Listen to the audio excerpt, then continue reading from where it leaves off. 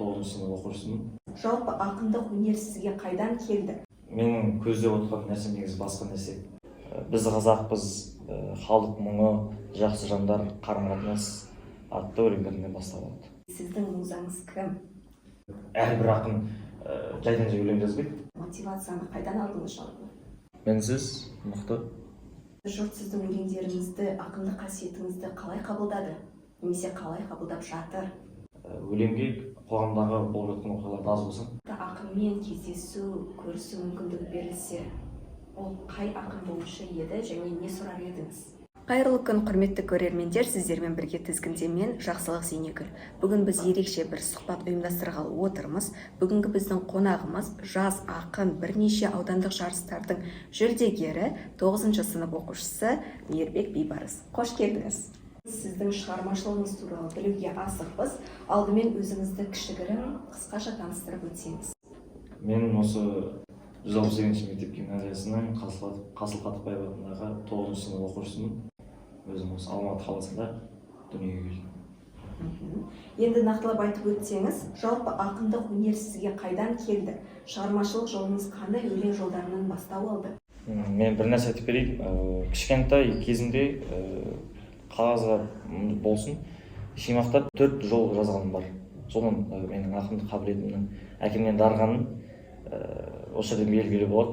Ал шығармашылық бастауым осы біз қазақпыз, халық мұңы, жақсы жандар, қарым-қатынас атты өлеңдерінен басталады. Керемет жауап. Ал сіз үшін өлең жазу неге ұқсайды? Бұл жай ғана сөздерді ұйқастыру ма, әлде одан да терең бір нәрсе бар ма?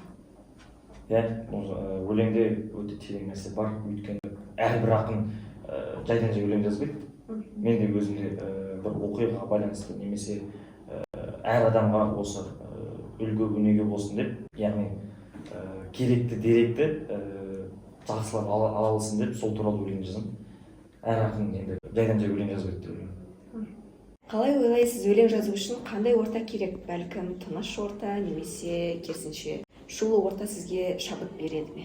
Маған мысалға тыныштық көп маңызды, өйткені сен шулы ортада болсаң, басқа көңілің басқа нәрсеге көңіл аударасың да, ойың басқа жақта аударып, өлең жазу керек бірақ саған. Енді басқа ақындар туралы білмеймін, олардың мүмкін шулы жер пайдалырақ, маған мен үшін тыныштық жер көбінесе әсер етеді. Жақсы. Егер сіз тек 3 сөзбен шығармашылығыңызды сипаттау керек болсаңыз, бұл қандай сөздер болушы еді? Мінсіз, мықты, және керемет. Ал енді айтып өтіңізші, әрбір ақынды шабыттандыратын музасы бар дегендей, сіздің музаңыз кім?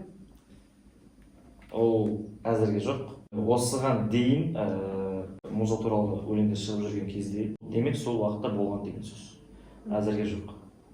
Жарайды. Жалпы елдің сөзі бар деп жатамыз ғой. Соған байланысты жұрт сіздің өлеңдеріңізді, ақындық қасиетіңізді қалай қабылдады? Немесе қалай қабылдап жатыр? Жақсы өзім оқиды. Өлеңдеріңізде қандай эмоциялар басты орын алады? Бұл тек өзіңізге қатысты ойлар ма, немесе қоғамда болып жатқан оқиғаларға да үн қатып жатасыз ба?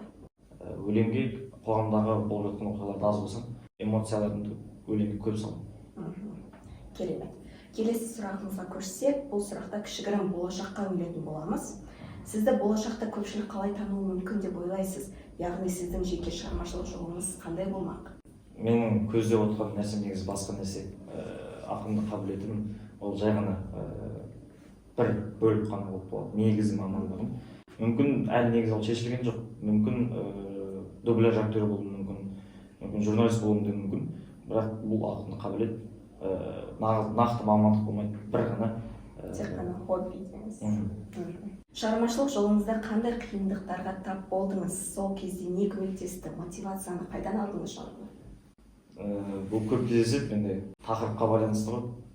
Ақпарат іздеген кезде сенің ойыңдағы, сен жазғың келіп тұрған заттарға сол ақпарат сәйкес келмейді, немесе көңілге толмайды. Бұл кезде шабыт дейміз ғой. Шабыт менде мысалы келіп отырдың, бірден бола алмайды. Мен кітап оқуым керек, не уақыт өткізуім керек. сол уақыт өте келе ойыма келеді, сол кезде өлеңді жалғастырып жазып кетемін. Шығармашылығыңыз арқылы қандай ой жеткізгіңіз келеді? Сіздің өлеңдеріңіз оқырманға не бере алады деп ойлайсыз? Мен көбінесе әдеби жағынан көп өлең жазғым келеді. Өйткені қазіргі тарихтан мысалға белгілі бір сұрақты қойып жатырсаң, кейбір жастар білмей жатады. Сондықтан сондай ақпараттарды біраз біліп жүрсін деген оймен жаздым. Ал махаббатқа жазғанды атқарып көбінесе. Шығармашылығыңызда ерекше әсер қалдырған бір оқиға немесе ситуация болды ма? Мүмкін бұл оқиға сіздің өміріңізде үлкен із қалдырған шығар. Болды. Біраз өлеңдерде бұл айтылған. Жаңағы айтып жатырмын ғой, музаң болған уақыттарда да сондай жағдайлар болған. Жақсы, бүгінгі сұхбатымызды қорытындылайтын бір ерекше сұрақ қойсам, егер сізге бір атақты ақынмен кездесу, көрісу мүмкіндігі берілсе, ол қай ақын болушы еді және не сұрар едіңіз? Қарағанды облысының бір ақын айтыскері бар, қыз бен жігіт айтыстың шебері Мақсат Аханов деген беделді кісі, айтыскер ақын. Өзімді бір тұтамын ол кісіні. Сұрағым келетінім, ол кісіден шығармашылық бастауда қандай мақсаттар қою, өлеңді қай жағынан жаза білу, өлеңді қалай оқырман бір ақпарат түйетіндей қалай жазу керек деген сияқты сұрақтарды сұрадым. Керемет. Сұхбатымыз аяқтайтын уақыты келіп жетіпті. Сізбен әңгімелескен, сіздің шығармашылығыңызды білген өте қызықты, өте ерекше бір әсер қалдырды. Менімен сұхбаттасқаныңыз үшін үлкен алғыс айтамын және болашақта бұдан да үлкен жетістікке жетуіңізге тілектеспін.